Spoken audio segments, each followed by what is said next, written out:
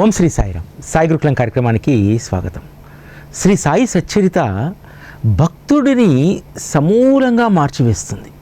ఒక సగటు భక్తుడికి ఏ ఏ దుర్గుణాలు, ఏ ఏ అవలక్షణాలు ఉన్నాయో వాటన్నింటినీ తీసివేయడంలో శ్రీ సాయి సచ్చరిత 100% తన లక్ష్యాలను సాధిస్తుంది.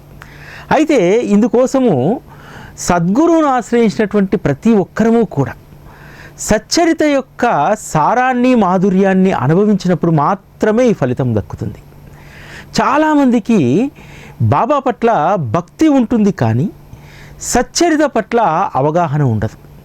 దీంతో పరిపూర్ణమైనటువంటి సద్గురు భక్తి మార్గంలో వారు ప్రయాణించకుండా కేవలము సద్గురువు యొక్క రూపానికి, ఆ మూర్తికే వారు పరిమితమైపోతారు. సద్గురువుకు సంబంధించినటువంటి ఒక కీలకమైనటువంటి అంశము శ్రీ సాయి సచ్చరిత ఎంత అద్భుతంగా బోధిస్తుందంటే ఇది మనందరి జీవితాలకు ఎంతో ఉపయోగపడుతుంది. ధనం పైన వ్యామోహం లేనటువంటి వాళ్ళు ఎవరుంటారు? ధనాన్ని ఎవరికైనా ఉచితంగా ఇవ్వడం, ఎందుకంటే కష్టపడి సంపాదించినటువంటి ధనం పట్ల ఎంత అభిమానము, వ్యామోహం ఉంటుందంటే దాంట్లో నుంచి చిల్లి గవ్వ ఇవ్వడానికి కూడా మన మనస్సు అంగీకరించదు. కానీ శ్రీ సాయి సచ్చరితలోని 14వ అధ్యాయంలో దక్షిణకు సంబంధించినటువంటి ప్రస్తావన మన మనసులనే మార్చేస్తుంది. దక్షిణ బాబా ఎందుకోసం తీసుకుంటారు? నీకు ధనం పైన ఉన్నటువంటి వ్యామోహాన్ని పోగొట్టడానికి, అదేవిధంగా ఉన్నటువంటి దాన్ని అనుభవించేదానికంటే కూడా పంచడంలో, ఇవ్వడంలో ఉన్నటువంటి ఆనందాన్ని శ్రీ సాయి సచ్చరిత నీకు బోధిస్తుంది. ఒక్క విషయాన్ని మనం పరిశీలిస్తే, బాబా వద్ద ధనం పట్ల మనం వ్యామోహం పోగొట్టుకోకపోతే, సద్గురు సహచర్యంలో ధనం పట్ల మనకు అభిమానం తొలగకపోతే, కోపర్గావ్ నుంచి అట్నుంచి అటే వెనక్కి వెళ్ళినటువంటి వారు ఎవరు వెళ్ళారు? కోపర్గావ్ స్టేషన్లో బాబా ఒక ఫిల్టర్ పెట్టాడు, స్టేషన్ మాస్టర్ అనేటువంటి ఫిల్టర్. వచ్చినటువంటి ప్రయాణికులందరికీ కూడా అడిగిన వాడికి, అడగని వాడికి చెప్పేవారు, షిరిడీకి వెళ్తున్నారా, వెళ్ళండి, అక్కడ ఉన్నటువంటి ఫకీరు మిమ్మల్ని సర్వస్వం దోచుకుంటారని చెప్పేవారు. సద్గురువు పట్ల అవగాహన ఉండి ఆయనను చూడాలనేటువంటి బలమైన కాంక్ష ఉన్నటువంటి వాళ్ళు మాత్రమే షిరిడీలో అడుగుపెట్టేటువంటి వారు. ఈ స్టేషన్ మాస్టర్ చెప్పినటువంటి ఆ పుకార్లకు భయపడి చాలామంది కోపర్గావ్ నుంచి అట్నుంచి అటే వెళ్ళిపోయారు. ఈరోజు బాబా పట్ల మనకు భక్తి ఉన్నా సరే, బాబాకు సమర్పించేటువంటి దక్షిణ, బాబా చెప్పినటువంటి మార్గంలో మనం సంపాదించినటువంటిది ధర్మకార్యాలకు వెచ్చించినటువంటి భక్తుడు ఏమాత్రం కూడా తన జీవితంలో ఆధ్యాత్మిక పరిణితిని, పరిపూర్ణతను సాధించలేరనేటువంటి శ్రీ సాయి సచ్చరిత చెప్తుంది. ఎందుకంటే పరీక్ష ఎక్కడ 2 రోజులు ఉపవాసం ఉండమంటే ఉంటాం, ఎందుకంటే దానికి నయా పైసా ఖర్చు లేదు. లేకపోతే పాదయాత్ర చేయమంటే చేస్తాం, దానికి నయా పైసా ఖర్చు లేదు, ప్లస్ ఆరోగ్యం కూడా బాగుపడుతుంది. కానీ నువ్వు సంపాదించినటువంటి దాంట్లో నుంచి కొంత ధనాన్ని నువ్వు దక్షిణగా సమర్పించంటే, లేకపోతే ఒక మంచి కార్యక్రమాలకు వెచ్చించంటే మనస్సు అంగీకరించదు. ఎందుకంటే మనిషికి ధనం పైన ఉన్నటువంటి వ్యామోహం. సాధారణంగా బాబాను ఆశ్రయించినటువంటి ప్రతి ఒక్కరికి కూడా ఏదో ఒక సందర్భంలో ఆ ధనం పట్ల వ్యామోహాన్ని పోగొట్టేటువంటి ఒక నిదర్శనాన్ని ఏదో ఒక సందర్భంలో ఇస్తారు. నా జీవితంలో ఒకరోజు 14వ అధ్యాయం చదివిన తర్వాత ఆ రోజు రాత్రి వచ్చినటువంటి స్వప్నం దాదాపు 12 సంవత్సరాల క్రితం జరిగినటువంటి సంఘటన. అప్పుడు పెద్దగా బాబా పట్ల ఏమీ అవగాహన లేదు, అప్పుడప్పుడే కాస్త చరిత్ర చదవడం మొదలుపెట్టినటువంటి వాడిని. ఆ సందర్భంలో వచ్చినటువంటి స్వప్నంలో ఒక సాధువు గృహం ముందు నిలబడి భిక్ష అడుగుతున్నాడు. మామూలుగా అప్పటి వరకు సచ్చరిత చదివినటువంటి వాళ్ళకు బాబా పట్ల మిడిమిడి జ్ఞానం ఉన్నటువంటి, ఎందుకంటే ఆ రోజు కూడా నాకు ఉన్నటువంటిది అటువంటి జ్ఞానమే. కాబట్టి ఏం చేశాను, 2 రూపాయలు, అంటే బాబా శ్రద్ధా సబూరి అనేటువంటి దక్షిణ ఇవ్వమన్నాడు కదా అని చెప్పి 2 రూపాయలు ఇచ్చాను. ఇచ్చిన తర్వాత బాబా చిత్రపటంకు మాల వేస్తున్నప్పుడు అతను వచ్చినటువంటి సాధువు అప్పుడే గడప దాటి వెళ్ళిపోయాడు. బాబాకు పూలమాల వేస్తున్నటువంటి సందర్భంలో ఆలోచన వచ్చింది. అరే, 2 రూపాయలతోటి సాధువు ఏం చేస్తాడు? అతను ఎక్కడికో యాత్రకు వెళ్తున్నాడు. సరే, ఇంట్లో డబ్బులు లేవు అని చెప్పి వేలుకు ఉన్నటువంటి ఒక ఉంగరాన్ని తీసి అతని జోల్లో వేశాడు. అక్కడితో స్వప్నం సంపూర్ణమైంది. తరువాత 4 రోజులకు వేరే ఒక పని మీద ఒక గ్రామానికి వెళ్ళినప్పుడు, హైదరాబాద్ సమీపంలో ఉన్నటువంటి ఒక గ్రామం, ఆ గ్రామంలో ఒక కాలనీ వెళ్ళినప్పుడు అక్కడ బాబా మందిర ప్రతిష్ఠ జరిగింది.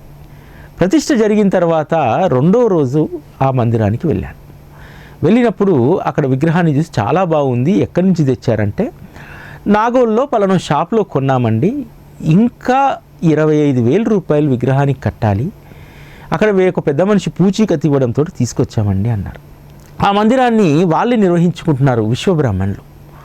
ఆ అబ్బాయి బాబాకు హారతి ఇవ్వడానికి వచ్చాడు. ఆ అబ్బాయిని చూస్తే విచిత్రం ఏమిటంటే, స్వప్నంలో ఏ సాధువు అయితే కనిపించాడో ఆ సాధువు పోలికలే అతనికి ఉన్నాయి. బాబా ముందు కూర్చున్నప్పుడు అనిపించింది, బాబా ఎందుకు స్వప్న దర్శనం ఇచ్చాడు, ఎందుకు మళ్ళీ ఇక్కడికి రప్పించుకున్నాడు? అసలు నాకు సంబంధం లేని ఏరియా అదంతా కూడా. వేరే పని మీద పోతున్నప్పుడు ఆ బోర్డు చూసి వెళ్ళాను. వెంటనే చేతికున్నటువంటి 6 గ్రాముల బంగారు రింగును వాళ్ళకిచ్చి, అమ్మా, మీరు దీన్ని అమ్మేసి విగ్రహానికి డబ్బులు కట్టండి, బాబా పని ఏది కూడా అప్పు పెట్టి చెయ్యకూడదు అని చెప్పి ఇచ్చేసాను. ఇచ్చిన తర్వాత ఆ తర్వాత విగ్రహానికి డబ్బులు కట్టి తర్వాత రసీదు అదంతా వాళ్ళు పెట్టారు. ఆ తర్వాత నుంచి జీవితం మారిపోయింది. అప్పటి వరకు నా మనస్తత్వం ఏంటంటే, 1 రూపాయి వృధా చేయకూడదు, 1 రూపాయి ఎవరికీ కూడా అయాచితంగా ఇవ్వకూడదు. ఇది నా మనస్తత్వం. ఎందుకంటే నాకు ఉన్నటువంటి భయాలు చాలా భయంకరమైనటువంటివి ఇంతకుముందు. ఈరోజు ధనం కరిగిపోతే రేపు, ఎందుకంటే ప్రైవేట్ రంగంలో ఉద్యోగాలు కదా, ఏది శాశ్వతమైనటువంటిది కాదు కదా. అప్పటి వరకేమో మా కుటుంబం అంతా కూడా నిశ్చింతగా ప్రభుత్వ ఉద్యోగాలు చేసుకుంటున్నటువంటి వారు. దాంతో నాకు ఒక భయం పుట్టుకుంది, మనకు శాశ్వతమైనటువంటి ఉద్యోగాలు కావు కదా ఇవి. ఒకవేళ ఒక 6 నెలలు ఉద్యోగం మానేస్తే ఎట్లా డబ్బు? కాబట్టి డబ్బుని చాలా జాగ్రత్తగా దాచిపెట్టుకోవాలి, జాగ్రత్తగా మదుపు చేసుకోవాలి, ఇటువంటి ఆలోచన దృక్పథం. కానీ ఆ రోజు నుంచి సచ్చరితలో 14వ అధ్యాయం చదివిన తర్వాత, బాబా ఇచ్చినటువంటి ఆ నిదర్శనం తర్వాత ఇక పెద్దగా డబ్బును దాచుకోవడము, లేకపోతే ప్రత్యేకంగా ప్లానింగ్ కోసం డబ్బును కూడబెట్టడము, దీన్ని పూర్తిగా మానేశాను. దాన్ని మానేయడమే కాదు, భవిష్యత్తు పట్ల ఆందోళన అనేటువంటిది లేకుండా. ఎందుకంటే 2015లో సాయి టీవీ ఎలా నడుస్తుంది, ఎట్లా నడుస్తుంది, దీన్ని ఎలా నడిపిస్తాం, ఇవేవీ లేకుండానే గుడ్డిగా ముందుకు పోవడానికి కారణం ఏమిటో తెలుసా? బాబా సచ్చరిత ద్వారా ఇచ్చినటువంటి అనుభవం. భగవంతుడు కేవలము కోరిన కోరికలు తీరుస్తాడు, కానీ సద్గురువు మనం ఊహించనటువంటి స్థితిని, మనకు సామర్థ్యాలను సద్గురువు ఇస్తాడు. నా జీవితంలో సచ్చరిత ద్వారా నేను అనుభవించినటువంటిది. తద్వారా ఈ 10 సంవత్సరాల క్రమంలో ఏం జరిగింది? 6 గ్రాముల రింగును తీసుకొని నిలువెత్తు బంగారం మా చెంతకొచ్చింది. ఆ నిలువెత్తు బంగారం ఈరోజు వరాల సాయి రూపంలో, సాయి టీవీ అంటే బాబా ప్రతిరూపం కదా. ఈరోజు సాయి టీవీని మనము ఎంత వెలబెట్టి దానికి ఖరీదు కట్టగలుగుతాం? వరాల సాయి ఎంతోమందికి బిడ్డల్ని ఇచ్చారు కదా, ఎంతోమందికి స్వాంతాన్ని ఇచ్చారు కదా, ఇక్కడ జరిగేటువంటి పూజల ద్వారా ఎంతోమంది లబ్ధి పొందుతున్నారు కదా. మరి ఆ నిలువెత్తు బంగారమే ఇక్కడికి వచ్చాడు కదా. 6 గ్రాముల బంగారం ఎక్కడ, నిలువెత్తు బంగారం ఎక్కడ? వరాల సాయి మూర్తిని చూసినప్పుడల్లా అది నాకు పాలరాతి మూర్తిలా కనిపించదు. మా కోసం, మనందరి కోసం నిలువెత్తు బంగారం అక్కడ కూర్చొని ఉంది. అంటే బాబాకు రూపాయి ఇస్తే 100 రూపాయలు ఇస్తాడు, రూపాయి ఇస్తే అంతకు 100 రెట్లు 1000 రూపాయలు ఇస్తాడు. ఇట్లా మాట్లాడుకుంటాం కదా. మనము చాలామంది బాబాకు ఒక 1000 రూపాయలు దక్షిణిస్తే అంతకు 2000, అంతకు 20,000 మనకు తిరిగి ఇస్తారనేటువంటిది చాలామంది నమ్మకం. మనం దక్షిణ ఇవ్వడానికి కూడా చాలామందికి ఎందుకు ముందుకు వస్తామంటే సచ్చరితలో ఈ మాట కూడా ఉంటుంది కదా, బాబాయే చెప్తాడు కదా, నాకు ఒకరు ఒకటి ఇస్తే వారికి 10 ఇవ్వాల్సి ఉంటుంది, 100 ఇవ్వాల్సి ఉంటుంది అనేటువంటి మాట బాబా చెప్తాడు కదా. దాన్ని పట్టుకొని చాలామంది ఎంతో కొంత బాబా మార్గంలో ధర్మ కార్యాలకు వెచ్చిస్తూ ఉంటారు.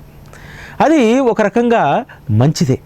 కానీ ఏ ఆకాంక్ష లేకుండా, ఏ లాభాపేక్ష లేకుండా బాబాకు మనం సమర్పించేటువంటిది ఆయన మనం ఊహించినటువంటి రీతిలో అద్భుతంగా మనకు మళ్ళీ తిరిగి అనుగ్రహిస్తాడు.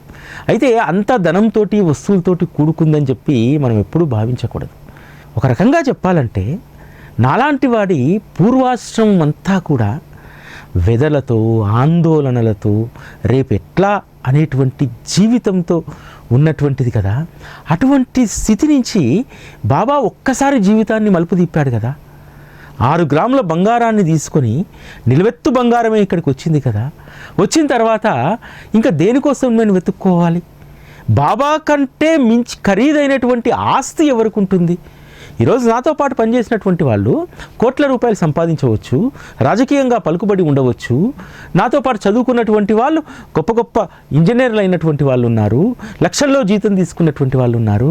ఆ లక్షలు, ఆస్తులు, విలువలు, స్థాయి, హోదా ఏదో ఒక రోజు వారి నుంచి దూరం అవుతాయి.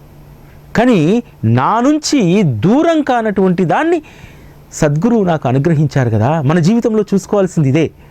మనకు సద్గురువు అనుగ్రహించేది మన నుంచి దూరమయ్యేటువంటి వస్తువులు అవి అనుగ్రహం కాదు. నా దృష్టిలో అయితే అది అనుగ్రహం కాదు.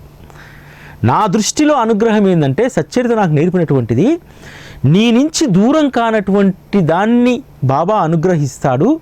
ఆ అనుగ్రహాన్ని పొందడానికి మనం ఎంత కఠినమైనటువంటి పరీక్షలనైనా ఎదుర్కోవాలని చెప్పి నేను చాలా సందర్భాల్లో చెప్తాను కదా. సాయి టీవీ ఆరంభానికి ముందు ఎప్పుడు బాధ కలిగినా షిరిడీకి వెళ్ళి 2 రోజులు వెళ్ళి సచ్చరిత పారాయణ చేసేటువంటి వాడిని అని చెప్పి, ఆ సందర్భంలో ఒక్కనే వెళ్ళేటువంటి వాడిని కదా.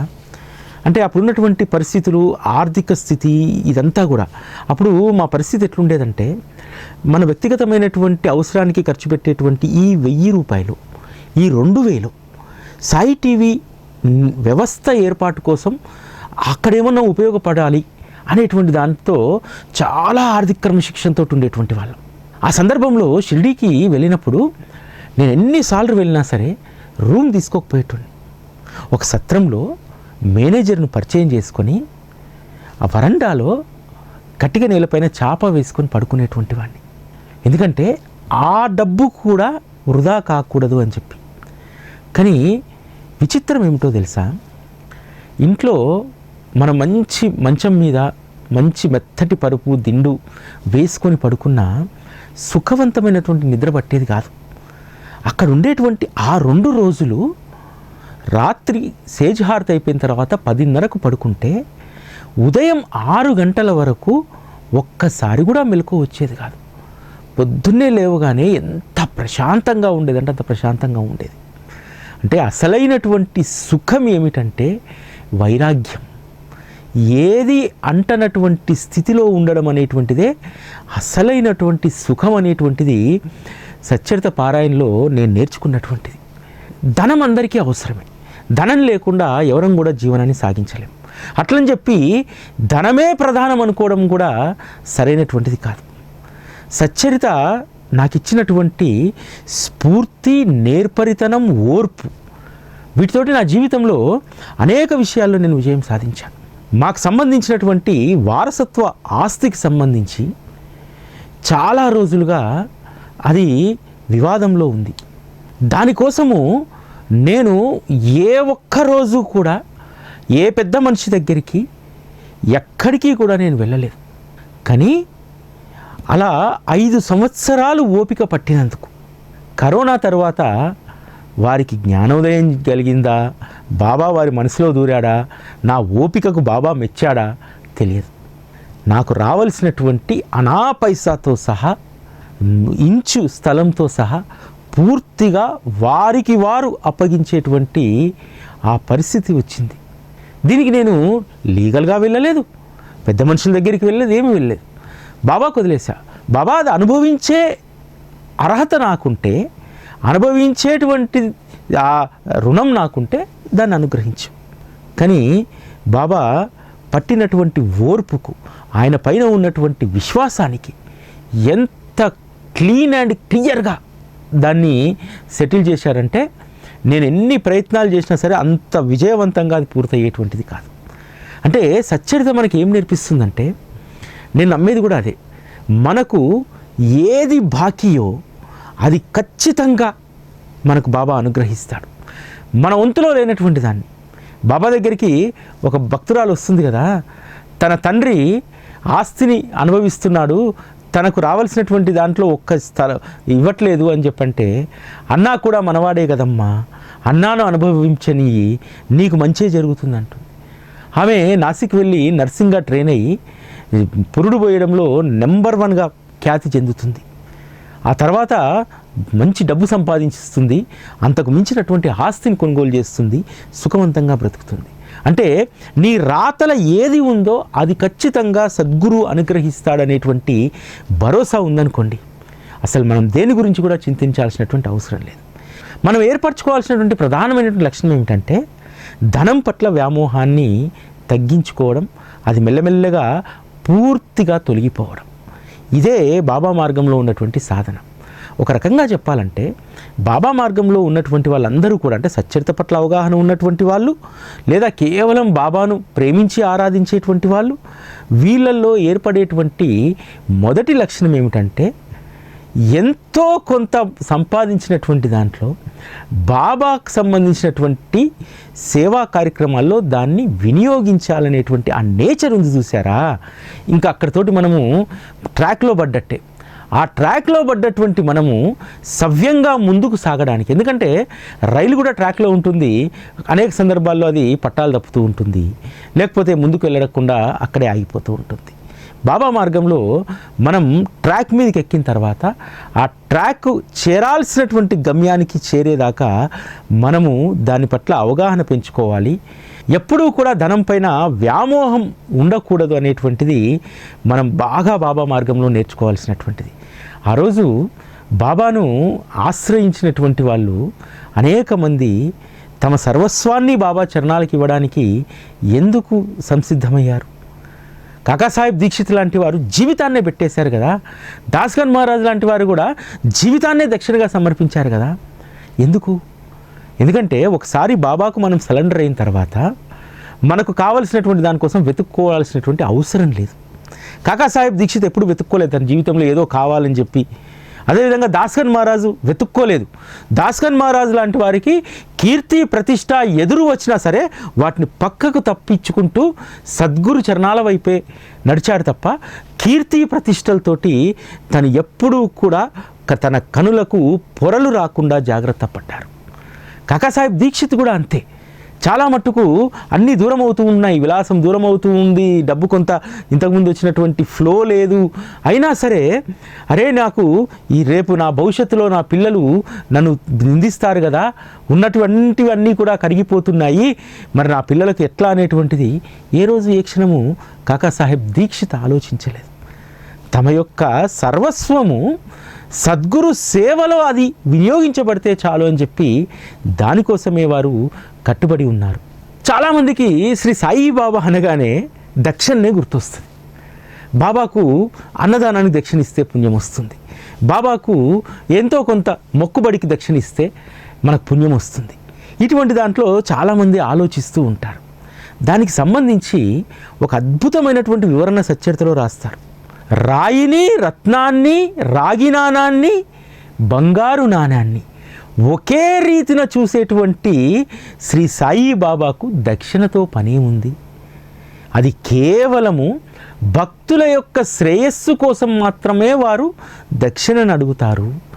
వారు పుచ్చుకునేటువంటి దక్షిణ ద్వారా తన భక్తుల యొక్క సొమ్మును సత్కార్యాలకు వినియోగింపజేసి వారిని ఉద్ధరించడానికి మాత్రమే శ్రీ సాయినాథుల వారు దక్షిణను అడుగుతారని చెప్పి 14వ అధ్యాయంలో దక్షిణకు సంబంధించినటువంటి వివరణ అత్యద్భుతంగా రాస్తారు.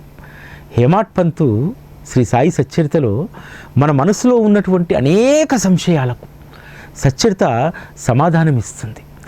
ఆ రోజుకు ఈ రోజుకు ఒక నిదర్శనాన్ని మీకు చెప్తాను. బాబా షిరిడీకి వచ్చినటువంటి తొలినాళ్ళలో ₹1 కూడా దక్షిణ తీసుకునేటువంటి వారు కాదు. తర్వాత వచ్చినటువంటి భక్తులు పావులానో అనానో ఇస్తే తీసుకున్నారు. అట్లా వచ్చినటువంటి డబ్బంతా కూడా కొద్ది రోజులు తాత్యా దగ్గర పెట్టారు. పెట్టి ఏం చేశారు, గ్రామంలో ఉన్నటువంటి గ్రామ దేవతలైనటువంటి ఈ గణపతి, శివుడు, శని ఈ ఆలయాలను తాత్యా చేత వాటిని పునరుద్ధరింపజేశారు కదా. అంటే ఇక్కడ ఆ పునరుద్ధరణ పనుల కోసము బాబా ఏ దక్షిణనైతే స్వీకరించారో ఆ దక్షిణ ఇచ్చినటువంటి ప్రతి భక్తుడి భాగస్వామ్యం ఉంది. ఇప్పుడు ఒకతను వచ్చి రూపాయి ఇచ్చాడు, ఇంకొకతను వచ్చి అనా ఇచ్చాడు, ఇంకొకతను వచ్చి 16 అనాలు ఇచ్చాడు, ఇట్లా రకరకాలుగా డబ్బులు ఇచ్చారు. వీళ్ళందరూ కూడా ఎవరైనా జీవితంలో ఒక ఆలయాన్ని నిర్మించగలుగుతారా? ₹1 ఆలయాన్ని నిర్మించగలుగుతారా? కానీ బాబా వారందరి యొక్క ధనాన్ని వెచ్చించి వారు మందిరాల పునరుద్ధరణలో వాళ్ళందరినీ భాగస్వామ్యం చేశాడు. అంటే ఎంత పుణ్యాన్ని సంపాదించి పెట్టారో చూడండి. ఈరోజు కూడా శ్రీ సాయిబాబా అనేటువంటి వ్యవస్థలు నడుస్తున్నాయంటే అది ఒకరి వల్లనో ఇద్దరి వల్లనో ఒక 100 మంది వల్లనో అయ్యేటువంటి పని కాదు. భక్తుల యొక్క సామూహికమైనటువంటి ఎఫర్ట్, సామూహికమైనటువంటి త్యాగం. అవును, త్యాగమనే అనాలి దాన్ని. ఈరోజు ఎవరయ్యా ఉచితంగా ఒక ₹1000 ఇచ్చేటువంటిది? మేము సాయి టీవీలో వచ్చేటువంటి దక్షిణను నేను మాత్రం దక్షిణ అనుకోను. ఇది ఫలానా అక్క యొక్క త్యాగం, ఇది ఫలానా చెల్లి యొక్క త్యాగం. ఎస్, వాళ్ళందరూ కూడా ఒక ₹1000 1200 త్యాగం చేయడం వల్ల ఈరోజు అనేక మంది సాయి టీవీ ద్వారా ఆనందాన్ని పొందగలుగుతున్నారు. సాయి టీవీ ద్వారా ఆనందాన్ని పొందగలిగేటువంటి వాళ్ళందరూ కూడా త్యాగం చేస్తారా అంటే ఆ త్యాగబుద్ధి అందరికీ ఉండదు. ఎవరికైతే ఈ కార్యక్రమాలు మనస్సుకెక్కుతాయో వాళ్ళకు మాత్రమే త్యాగబుద్ధి ఉంటుంది, వాళ్ళు మాత్రమే ధన్యులవుతారు. కాబట్టి ఒక వ్యవస్థ నిర్మాణం కోసం, అదేవిధంగా వ్యవస్థ నిర్వహణ కోసం ఎవరైతే భాగస్వాములు అవుతారో వారందరూ కూడా నా దృష్టిలో త్యాగధనులు. ఎందుకు, ఎవరికైనా సరే మనం ఒక ₹100 ఉచితంగా ఇవ్వగలుగుతామా? అంత త్యాగం చేసేటువంటి గుణం ఒక్క బాబా భక్తులకు తప్ప ఎవరికి ఉంటుంది? ఇటీవల కాలంలో ఒక వ్యక్తి సంస్థానానికి తనకు వచ్చినటువంటి గ్రాడ్యుటీ అన్నీ కూడా రిటైర్ అయిన తర్వాత PF డబ్బులతో సహా అన్నీ సంస్థానానికి తీసుకొచ్చి ఇచ్చేశాడు. ఎందుకని ఇచ్చారని చెప్పి సంస్థాన్ వాళ్ళు ప్రశ్నిస్తే అతను ఏమన్నాడో తెలుసా?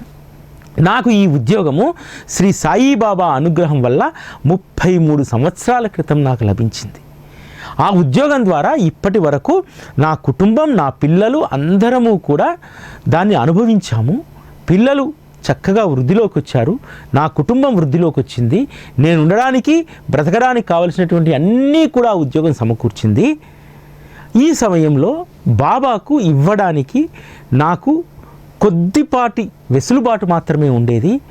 ఇప్పుడు ఆ ఉద్యోగం ఇప్పించినటువంటి ఆ శ్రీ సాయినాథుడికి నేను దక్షిణ సమర్పించాలి కదా. ఉద్యోగ విరమణ సమయంలో వచ్చేటువంటిది పూర్తిగా నీదే అని చెప్పి ఉద్యోగంలో చేరినాడే నేను నా మనస్సులో ప్రతిజ్ఞ చేసుకున్నాను, అందుకని ఇచ్చేశాను. నా జీవితానికి సంబంధించి, భవిష్యత్తు సంబంధించి అంటారా, ఆయననే పెన్షన్ను కూడా అనుగ్రహింపజేశారు. వచ్చినటువంటి పెన్షన్తో నేను సుఖంగా జీవించగలను. ఎంత గొప్ప నిర్ణయం కదా.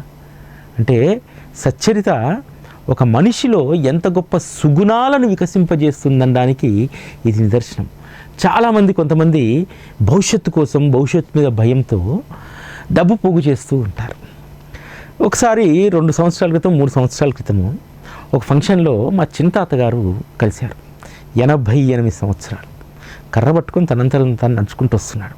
కానీ కూతురు, కొడుకు, మనవడు, మనవరాళ్ళు అతని పట్ల ఎంత శ్రద్ధ చూపుతున్నారంటే ఆశ్చర్యం వేసింది.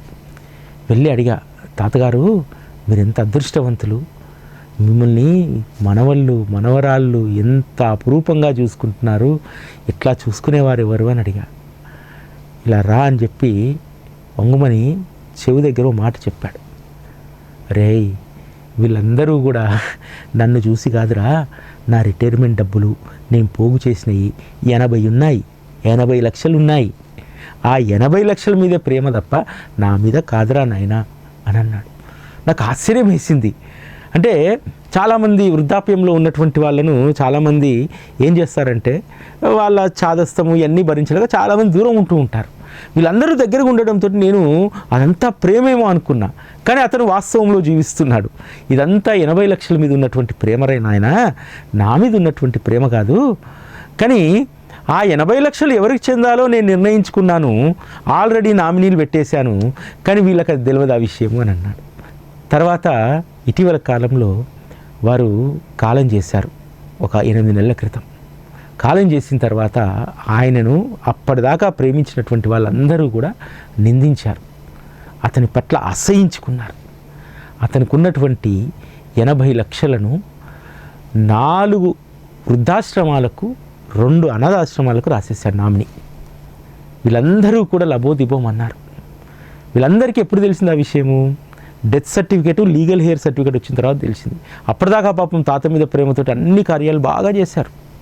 కానీ తర్వాత తెలిసిన తర్వాత ఇన్ని రోజులు మేము పెట్టినటువంటి శ్రమ, మేము చూపెట్టినటువంటి ఆదరణ ఇవన్నీ వృధా అయిపోయాయని చెప్పి లబోదిబోమని మొత్తుకున్నారు. అంటే ధనం పైన వ్యామోహం ఉన్నటువంటి వాళ్లకు అది ఎప్పుడూ కూడా వారి దగ్గర నిలవదు, వారికి చేరదు కూడా. ఈ వాస్తవాన్ని శ్రీ సాయి సచ్చరిత ఎప్పుడు మనకు చెప్తూ ఉంటుంది. ఆ రోజు భక్తులకు వారు సంపాదించేటువంటి ధనం పట్ల వ్యామోహాన్ని పోగొట్టడానికి రకరకాలైనటువంటి అనుభవాలను బాబా ఇచ్చారు.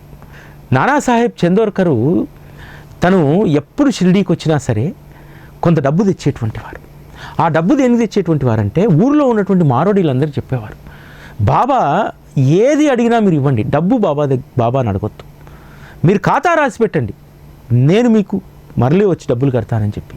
అలా రాగానే మొదట ఎవరైతే బాబాకు వస్తువులు ఇచ్చారో వాళ్ళందరికీ కూడా డబ్బును తిరిగి చెల్లించేటువంటి వారు.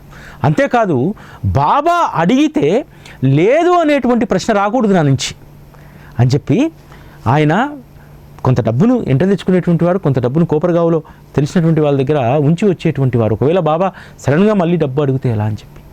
అంటే వారు సంపాదించినటువంటి డబ్బు పైన వారికి వ్యామోహం ఉండేటువంటిది కాదు.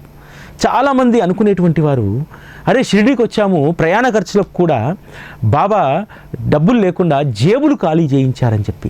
బాబా చేయించేటువంటిది జేబులు ఖాళీ కాదు, మీ కర్మలను ఖాళీ చేయించాడు. భవిష్యత్తులో మీరు అకర్మలు చేయకుండా మీలో ఒక ఉదారమైనటువంటి భావాన్ని, వ్యామోహం లేనటువంటి జీవితాన్ని మీకు అనుగ్రహించడానికి ఆయన ఆ విధంగా దక్షిణను స్వీకరించారు తప్ప తమను జేబులు ఖాళీ చేసి దోచుకోవడానికి కాదనేటువంటి విషయాన్ని ఆ రోజు విజ్ఞులైనటువంటి భక్తులు అనేక మంది దాన్ని గ్రహించడం జరిగింది.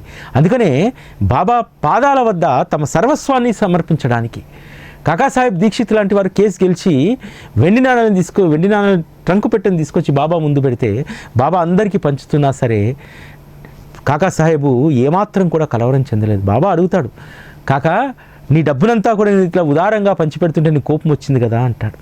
నాకెందుకు కోపం బాబా, అది నాదని ఎవరన్నారు? ఒక్కసారి మీ చరణాలకు సమర్పించిన తర్వాత అది నాది కాదు, అది మీ ఇష్టం. చాలా సందర్భాల్లో మనం బాబా దక్షిణకు సంబంధించి కొన్ని కండిషన్స్ మనం పెడతాం. ఈ దక్షిణ అన్నప్రసాదానికి మాత్రమే వాడండి అంటారు కొంతమంది, ఈ దక్షిణ ఫలానా దానికి మాత్రమే వాడండి అంటారు. బాబాకు దక్షిణ సమర్పించిన తర్వాత అది దేనికి వాడుకుంటారనేటువంటిది ఆయన ఇష్టం మీద ఆధారపడి ఉంటుంది, అంతే తప్ప మన నిర్ణయం పైన ఆధారపడి ఉండదు అనేటువంటి విషయాన్ని మనం గుర్తు చేసుకోవాలి. ఎప్పుడూ కూడా దక్షిణ సమర్పించేటప్పుడు అది దేనికోసం అనేటువంటిది మనకు అనవసరం, మనం ఇవ్వదలుచుకున్నటువంటిది సమర్పించేసేయాలంతే. అది దేనికి వినియోగం అవుతుంది అనేటువంటిది బాబాకు తెలుసు.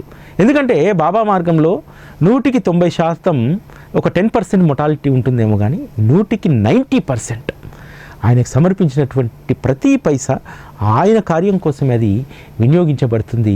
ఇది అక్షర సత్యం, అనేక అనుభవాల ద్వారా బాబా చెప్పడం జరిగింది. అందువల్ల సచ్చరిత ద్వారా మనం అనేక అనుభవాలను, పాఠాలను మనం నేర్చుకోవాలి. సచ్చరిత నేర్పేటువంటి పాఠాలు మన జీవితంలో ఎంతగానో ఉపయోగపడతాయి. వీటన్నింటికీ కూడా చివరి ఎండింగ్ ఏందో తెలుసా? తృప్తి.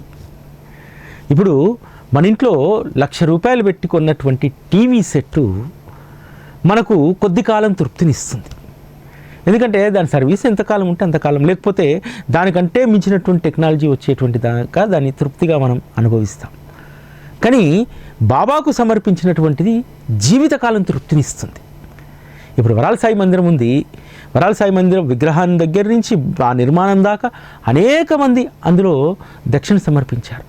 వరాల సాయి మందిరం అనేటువంటిది అది నశించిపోనటువంటిది, ఎప్పటికి కూడా ఎవర్ గ్రీనే బాబా మందిరం. కాబట్టి దాన్ని చూసుకుంటే ఆత్మతృప్తి కలుగుతుంది. అరే, నేను సమర్పించినటువంటి ఒక 1000 రూపాయలు 2000 4000 సద్వినియోగం అయ్యాయి, ఇదే కదా నా జీవితానికి కావలసినటువంటిది అనేటువంటి తృప్తిలో మనం ఉండగలుగుతాం. బాబా మార్గంలో ఎక్కడా లేనటువంటి ఆత్మతృప్తి మనకు కలుగుతుంది. ఆ ఆత్మతృప్తిని ఎలా అనుభవించాలో మనకు మార్గదర్శిలాగా శ్రీ సాయి సచ్చరిత చెప్తుంది. ఇది ఈరోజు కార్యక్రమం. మళ్ళీ రేపటి కార్యక్రమంలో కలుసుకుందాం. అప్పటి వరకు సెలవు. నమస్కారం.